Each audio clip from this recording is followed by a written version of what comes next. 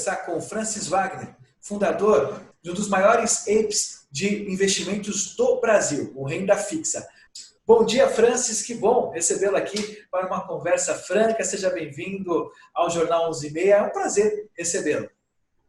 E Thiago, o prazer é todo meu. Vamos ver se eu consigo ajudar aí a galera a investir melhor, aí, melhorar a sua qualidade de vida aí, um pouquinho de conhecimento aí sobre investimentos e finanças. Francis, falar sobre dinheiro, inclusive em um momento de pandemia, é um assunto de muito interesse. Com certeza, né?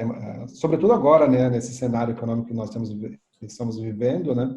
É muito importante que as pessoas saibam lidar melhor com o seu dinheiro, né? A gente tem visto aí bastante empresas fechando, salários sendo reduzidos, né? Pessoas perdendo emprego. Então, assim, é importante que as pessoas elas tenham a noção de que é importante fazer um pé de meia, né? Ter uma reserva ali para uma emergência como essa que nós estamos vivendo hoje.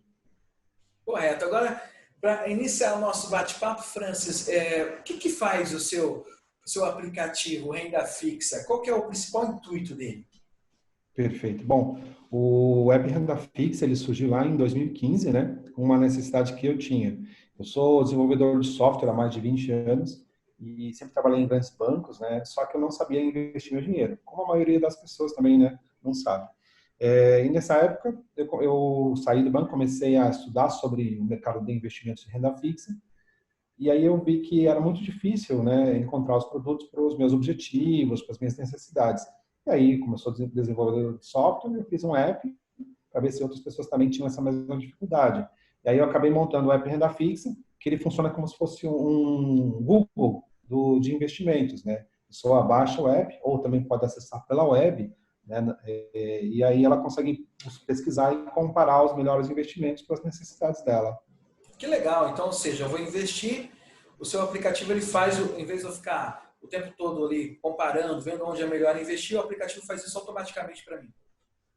O aplicativo, na verdade, ele é como se fosse um buscador, né? Você faz uma pesquisa ali, tenho, sei lá, R$ 5.000 para investir.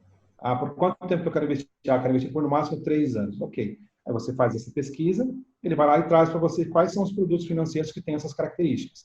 Aí você pode escolher, porque às vezes você já tem conta em alguma instituição, em algum banco, uma corretora, uma financeira, ou você quer abrir, né, quer ver onde tem outras oportunidades melhores. Porque às vezes você tem o mesmo produto sendo ofertado por instituições diferentes e as taxas também são diferentes. Então, assim, por que a taxa é diferente? Né? Tem um motivo. Então, assim, você vai na que tiver a taxa maior, né? Então, porque vai render mais o teu produto. Então, não tem conta lá, não tem problema. Você vai lá e abre, é super simples, né? Hoje em dia, você não precisa mais ir num banco, abrir uma conta, você abre tudo digitalmente. Então, o app, ele simplifica, né, a vida das pessoas nesse quesito. A pessoa vai lá, pesquisa, exibe os resultados e aí ele consegue abrir a conta e fazer o investimento. Hoje também na nossa plataforma, a gente tem integrações com algumas instituições financeiras, onde é possível que o usuário ele consiga abrir uma conta e fazer direto o investimento, sem realmente precisar abrir conta na corretora direto. Ele abre por nós. Nós somos um facilitador para ele, que não tem custo, né?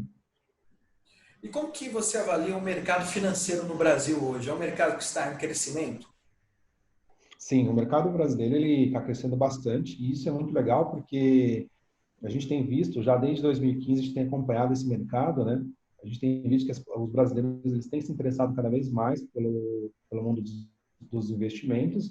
Né? Isso é muito importante, porque a gente, né, trabalha ali, tem nosso dinheirinho ali suado no final do mês, e a gente não sabe investir. Pô, e para gastar o dinheiro é rapidinho, né? Então, assim, para que a gente não tenha problemas, né, para a gente conseguir chegar na independência financeira mais rápido, é importante que as pessoas saibam, tenham interesse sobre o mundo dos investimentos. Assim, elas conseguem antecipar, né, a aposentadoria, por exemplo, ou antecipar um sonho, né? Fazer uma viagem, quero me casar, quero comprar uma casa, né? Com o conhecimento tendo educação financeira, é possível isso. Interessante. Como que você avalia a cultura de investimentos hoje no Brasil? Bom, a maior parte dos brasileiros ele ainda não tem noção do que é investir. Os brasileiros eles ainda acham que investir é poupança, é deixar o dinheiro na poupança. Ou investir é deixar o dinheiro em bolsa de valores, em ações. Isso não é uma verdade, né? A poupança é um dos investimentos, as ações são outro, né, dos tipos de investimentos possíveis. Mas dentro, por exemplo, do mundo de renda fixa, existe uma gama enorme de produtos. Aí a gente também tem os fundos de investimento, também tem ações, fundos imobiliários, uma gama enorme de produtos. E o brasileiro desconhece isso, né? Mas, por exemplo, até ano passado, acho que ano retrasado, deveria ter, por exemplo, 1 milhão de CPFs cadastrados na Bolsa. Hoje já são mais de 3 milhões. Tem o Tesouro Direto, que é uma iniciativa do governo federal de distribuir títulos públicos, né, para as pessoas físicas comprarem. Acho que até ano passado tinha 1 milhão de CPFs, hoje já deve ter mais de 3 milhões também. Então, assim, o brasileiro ele está começando a se habituar com essa cultura de investir, mas ainda o conhecimento ainda é muito escasso, né? E esse é um dos nossos papéis, né, de educação financeira, de trazer educação financeira para o pequeno e médio investidor. Bom, são dois tipos de ativos completamente diferentes, tá? Quando a gente fala de renda fixa, muitas pessoas, elas perguntam para a gente, pô, mas eu vou ter uma renda fixa ali todo mês se eu investir num produto de renda fixa? E a gente fala, não é assim que funciona.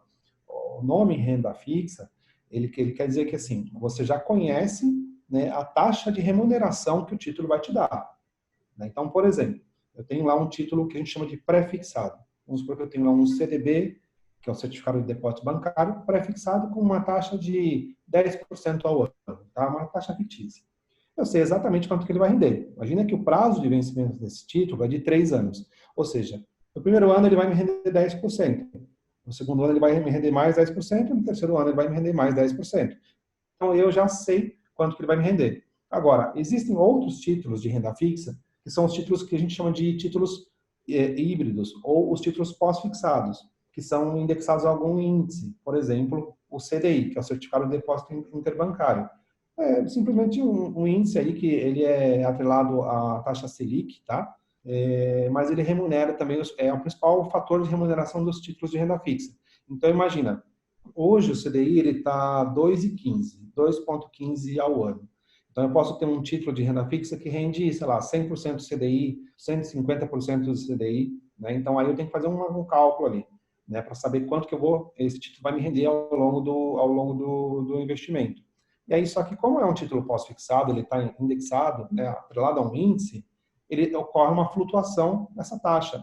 Como hoje ela está em 2,15, daqui a pouco o Copom ele se reúne e faz a reuniãozinha lá e fala assim, olha, a gente vai baixar para 2%, e aí ele vai cair para 1,9%.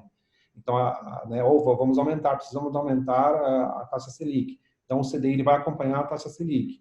Então, assim, o título ele vai flutuar. Tá, a remuneração dele vai flutuar também, né? Mas, mesmo assim, ele é um título de renda fixa. Por quê? Porque você sabe qual é o percentual que vai render do CDI. Vai render 100% do CDI, 140% do CDI. Por isso ele é chamado de renda fixa. Quando a gente vai para a renda variável, para a bolsa de valores, a gente não tem isso, né? Você compra uma ação ou um fundo imobiliário, ela não tem uma data de vencimento. Você está se tornando sócio da empresa, sócio do fundo de investimento, né? Então, a dinâmica é completamente diferente. E aí, como que você faz para ganhar dinheiro comprando ação? Você ganha dinheiro na valorização, né, do papel, ou também com o que a gente chama de dividendos, né? Então, assim, muitas estratégias que a gente utiliza para montar uma carteira de investimentos, ele é composta de ativos de renda fixa, fundos de investimento e também ali bolsa de valores, que aí entram os fundos de investimento imobiliário e as ações. Por quê? Porque as ações elas me retornam os dividendos ali. Então, eu posso montar uma carteira que vai me remunerar ali. Se eu precisar, eu tenho, sei lá, vamos supor que eu tenho R$ 1 milhão e eu quero viver de renda. Então, eu vou misturar um pouquinho de renda fixa, um pouquinho de fundos, um pouquinho de ações e vou pegar esses dividendos, a rentabilidade desses títulos, vou somar e vou viver de renda também. Então, assim, é possível você fazer uma mescla, tá? Apesar de eles serem ativos muito diferentes, o ideal é que você consiga fazer uma mistura ali, uma diversificação no portfólio. As pessoas, elas são basicamente bem extremos, né? Só que as pessoas, elas não podem sair, por exemplo, da renda fixa e ir direto para a bolsa, porque é muito diferente. A gente tem usuários nossos aqui que simplesmente saíram da renda fixa, porque as taxas caíram, e estão indo para a bolsa. Só que o risco na bolsa é muito maior, né? Não dá para comparar o risco de bolsa com o risco de renda fixa, né? A renda fixa tem o FGC ali, a maioria dos produtos tem o FGC, que vai garantir ali, se caso a instituição quebrar, ela vai garantir ali para o pequeno investidor, né, até R$ 250 mil, ele vai estar garantido. né? Então, assim, é uma segurança muito grande, né? E quando a gente fala também de títulos públicos, são títulos federais, né? Então, assim, imagina que a gente fala que são os títulos com o menor risco, né? Por quê? Porque são emitidos pelo governo. É mais fácil um banco, uma financeira, uma corretora quebrar, uma empresa quebrar, do que o governo quebrar, né? Então, são títulos muito seguros. Quando a gente vai para a Bolsa de Valores, a gente está investindo em empresas. A gente não sabe, de fato, como é a gestão da empresa, os números que a gente acompanha são os números divulgados ali, são números públicos. Mas será que são 100% corretos? A gente vira e mexe aí um ou outro problema aí que acontece em auditorias, que as auditorias pegam. Então, assim, é muito importante a gente ter esse cuidado. Não dá para sair de um portfólio de 100% renda fixa e também não dá para ter um portfólio de 100% renda variável, por causa do risco, né? Então, a gente tem que sempre diversificar a nossa carteira, porque aí a gente acaba diminuindo o nosso risco. Eu queria que você falasse também um pouquinho sobre a questão do Tesouro Direto. Ele é seguro você investir em Tesouro Direto hoje no Brasil? Isso, perfeito. Bom, é o que eu estava falando. Os títulos públicos federais, eles são os títulos os mais seguros do mercado, tá? O Tesouro Direto, ele é um programa que foi criado lá em 2002, uma parceria entre o governo federal, né, o Tesouro Nacional e a Bolsa de Valores, a B3, para fazer o quê? Certo. Para disponibilizar os títulos públicos federais para que o pequeno investidor, a pessoa física, né, consiga investir em títulos públicos. Porque até então, os títulos públicos, você só poderia investir através de fundos de investimento, né? Então, não era um produto acessível para a pessoa física. Então, através do Tesouro Direto, a criação do programa do Tesouro Direto, isso foi possível, né? Mas a garantia é a mesma, é aquela analogia que eu fiz. É mais fácil uma empresa quebrar, um banco quebrar, do que o governo quebrar. Por quê? Porque se o governo quebra, né, automaticamente as empresas, os bancos, né, o sistema financeiro nacional já quebrou, né? Então, assim, é muito mais difícil. E tem o seguinte, imagina que eu sou o governo, então eu emiti lá um título público federal para você, você foi lá e comprou. E aí eu tô precisando de grana, estou apertado, não tenho mais como aumentar imposto, não consigo mais aumentar a arrecadação. Como que eu faço? Eu, como sou governo federal, eu posso simplesmente emitir novos títulos de dívida, né, novos títulos do Tesouro, né, mais longos, para pagar os que estão vencendo. Então, por exemplo, se eu tiver um título que está vencendo agora e eu preciso pagar, eu emito um novo título, novos investidores vão investir nesse título mais longo, e eu vou ter receita para pagar esses investidores que estão com o título vencendo. Então, é bem simples, né? Eu sou o governo, eu consigo fazer isso, eu consigo o que a gente chama de rolar a dívida, né? Então, assim, são bem seguros, né? São os títulos mais seguros do mercado. Correto. A pergunta do nosso telespectador Tiago Hermano é o seguinte: como anda a qualidade de vida e saúde psicológica dos profissionais que trabalham no setor? Não, perfeito. Bom, eu acho que já foi pior, tá? Acho que hoje em dia, né, principalmente o pessoal que trabalhava em pregão, né, trabalhava na Bolsa de Valores, a gente vê em filmes, né, fotos, assim, o pessoal ficava um ambiente, assim, uma sala cheio de gente com um monte de celular, como se fossem celulares, assim, falando, gritando à torta e à direito. Aquilo era uma loucura, né? Mas como hoje tudo é eletrônico, né, isso facilitou muito. Também com a questão da tecnologia, né? A tecnologia veio para facilitar a nossa vida. Então, assim, o profissional da área financeira, ele tem acesso, muito mais acesso à informação, ele consegue tomar decisões muito mais rápidas do que antigamente, né? E ele é menos propenso a erros também. Então, isso traz, assim, uma comodidade, traz, assim, um conforto muito grande para o profissional. Então, acho que hoje em dia, em relação ao passado, ele é bem mais tranquilo. Que bacana. E eu tenho R$ 1.000, eu sou um trabalhador, ganho aí um salário médio de R$ 2.000, R$ 3.000 por mês. Ajuntei durante o ano aí R$ 1.000 e quero começar a investir em renda fixa. Qual seria o conselho que você daria para esse trabalhador que quer, com esses R$ 1.000, começar investimento? Bom, o conselho que a gente sempre dá, em primeiro lugar, para quem quer começar a investir, é formar o seu colchão de emergências, né? É pouco, R$ 1.000? Não, se o trabalhador ganha R$ 2.000, R$ 2.500, R$ 1.000 é um valor considerável, né? Porque tudo parte do pressuposto de quanto a pessoa ganha, né?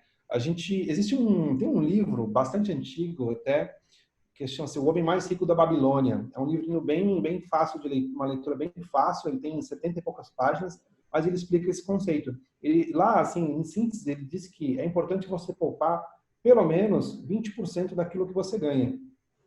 Para você ter uma ideia, eu tenho um tio, quando eu comecei a trabalhar de office boy, ele me falava para eu guardar 20%, pelo menos 20%. Se eu conseguisse guardar mais do que eu ganhava, melhor, né? Na época não tinha essa gama de investimentos que tem hoje, mas, né, pelo menos se eu guardasse na poupança já estaria bom. Mas pelo menos 20%. Por quê? Esses 20% no futuro iam fazer a diferença. E realmente fizeram a diferença, né? Eu venho guardando dinheiro, pelo menos 20% do meu dinheiro, né, do que eu ganho, tenho investido, né, ao longo dos anos. Isso fez toda a diferença para mim, né? Então, assim, a pessoa que ganha R$ 2.500 ou R$ 2.000 e poupa R$ 1.000, ela está poupando muito mais do que 20%. Se ela está poupando 50%, 40%. Né? Isso é muito bom. Se ela tiver realmente essa capacidade de poupança, é muito interessante. Agora, o que a gente sempre fala? É criar o seu colchão de emergências. Por quê? Imagina que hoje eu estou trabalhando. E aí, que nem veio a pandemia aí, perdi o emprego. Ou tive o salário reduzido. Né? Pode ter acontecido um monte de coisa. Ou aconteceu um acidente, uma doença, alguma coisa. E eu não tenho uma reserva para emergências, eu posso ser prejudicado. Ao ponto que se eu, ao longo do tempo, vou formando a minha reserva, né, eu precisar usar ela, opa, eu estou garantido ali. Tá? Então, e como que a gente faz para formar essa reserva para emergência? O que a gente fala é assim, vamos supor, ganho R$ 2.500 e gasto R$ 1.500 por mês. Então, eu pego esses R$ 1.500, multiplico por 6 ou por 12. Tá? Então, vou poupar, sei lá, 10 mil, 15 mil reais ali e vou deixar para uma reserva de emergência. O que é essa reserva para emergência? São investimentos que eu vou fazer em ativos que eu tenho liquidez, ou seja, que eu posso resgatar a qualquer momento. Por quê? Porque pode ocorrer uma emergência a qualquer instante. E aí eu preciso ter, né, como resgatar esses investimentos para poder fazer uso. Mesmo que não seja integral, né, mas parcial. Então é importante isso. Tá? E a partir daí, já formei meu colchão de emergência, minha reserva, aí sim eu começo a investir no foco de médio e longo prazo. E aí uma dica que a gente sempre dá é você ter objetivos. Então, por exemplo, eu quero comprar um carro. Daqui quanto tempo? Quero comprar um carro daqui 3 anos. Ou quero trocar o carro ano que vem. Então, legal. Ou eu quero comprar um carro daqui 3 anos. Custa quanto? Custa R$ 30.000. Então, você se programa, se planeja, para que daqui 3 anos você consiga comprar esse carro no valor de R$ 30.000. Então, você cria um objetivo. O objetivo desse dinheiro aqui é comprar um carro de R$ 30.000 em 3 anos. Então, você começa a investir com foco para 3 anos. Entendeu? Então, assim, aí todo mês você vai juntando dinheiro lá nessa caixinha aqui, que é para comprar o carro. Eu quero comprar uma casa. Então, quanto tempo eu quero comprar a casa? Pode demorar, sei lá, 5 anos, 10 anos. Então, você vai se programando, comprando produtos para mais longo prazo, para médio e longo prazo, para que você consiga realizar o teu objetivo. Você acredita que os brasileiros ainda preferem o financiamento do que poupar para poder comprar? Sim, comprar carro e casa no Brasil, assim, acho que é algo muito importante, né, para os brasileiros, né? Eu mesmo, eu tenho carro desde os 18 anos, né? E eu estava falando que eu guardo meu dinheiro, desde que comecei a trabalhar, eu guardava meu dinheiro. Eu lembro que eu comprei meu carro e paguei ele praticamente à vista. Parcelei ele em 3 vezes, né? Paguei o maior valor à vista e o restante foi em 3 meses. Por quê? Porque eu consegui poupar, né? E porque era meu sonho, era um sonho que eu tinha, né? Hoje, essas novas gerações, parece que elas não têm tanto esse sonho de comprar um carro, comprar uma casa. Mas as gerações mais antigas, elas tinham isso, né? E ok, se a pessoa ela tem essa vontade mesmo, acho que faz sentido ela comprar, né? Agora, o problema é fazer um financiamento. As taxas de financiamento são abusivas. Né? Se você vai comprar um imóvel, salário de R$ 300.000, quando você terminar o financiamento, você vai ter pago 600, R$ 700.000. Daria para ter comprado 2. Isso se não atrasar a parcela. E isso se não atrasar a parcela, porque imagina, você vai ficar pagando de 30 anos ali, um período muito grande, né? Você não sabe o que pode acontecer nesse ínterim, né? Então, assim, tem que tomar esse cuidado. Agora, se você não tem pressa, por exemplo, não, eu quero comprar um imóvel, mas eu não tenho pressa. Eu tenho o consórcio. Consórcio pode ser uma alternativa, só que você não pode ter pressa. Ah, não preciso, eu quero comprar hoje o apartamento, quero financiar e já quero morar. Se você, de repente, já mora com aluguel, de aluguel ou mora na casa dos seus pais, algo do tipo, você consegue se manter pagando aluguel, alguma coisa assim, e você consegue pagar um consórcio, vai ser muito melhor, né? Só que o consórcio você tem que ser sorteado, né? Essa é uma possibilidade. Ou se você junta um dinheiro, né, sei lá, 30, 40%, né? E aí você dá o lance no consórcio. Então, eu acho que isso vale muito mais a pena do que fazer um financiamento. Porque por exemplo, eu tenho um consórcio de imóvel, né? Eu pago a taxa total, efetiva total, vai ser 16,5%. Assim, é uma taxa ok, não é tão alta quanto um financiamento para pagar o dobro, né? Então, ok. E se eu for sorteado, beleza. Enquanto isso, eu estou juntando dinheiro, estou fazendo meus investimentos, né? A hora que eu, de repente, se eu achar que vale a pena dar um lance, eu posso ir lá e dar um lance, ok. Também, mas eu já fiz meu pé de meia aqui para poder fazer isso. Daí é uma escolha. Né? Agora, consórcio, o financiamento, eu acho que as pessoas deveriam evitar, porque os juros são realmente abusivos. Né?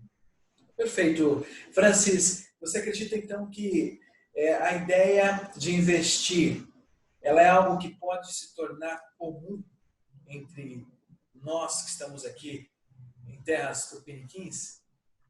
Ah, com certeza, né? Com certeza, Thiago. E acho que isso é muito importante. E realmente a gente tem visto, né, de 5 anos para cá, as pessoas se interessarem cada vez mais, né, por investir de forma mais assertiva.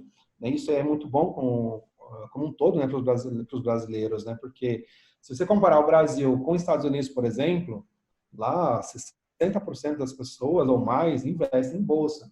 Óbvio que lá as condições são diferentes das nossas. Mas, assim, a gente tem que fazer um esforço, né, de tentar conseguir investir.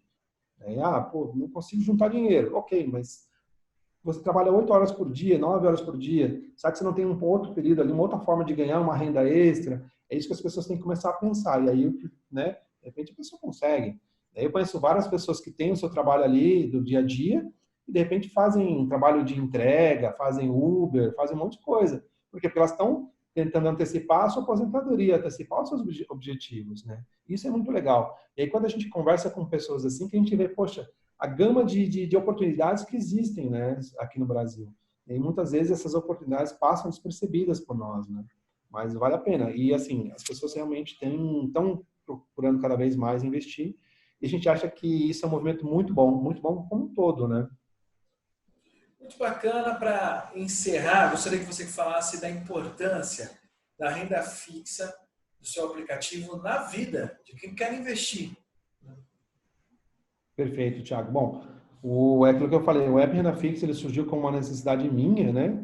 Só que essa é uma necessidade que milhares de pessoas têm também, né? E como é uma plataforma gratuita, eu acho que o App Renda Fixa ele se tornou uma ferramenta essencial para todo investidor, né? Sobretudo aquele investidor que está começando a investir, não sabe por onde começar, porque é um aplicativo gratuito.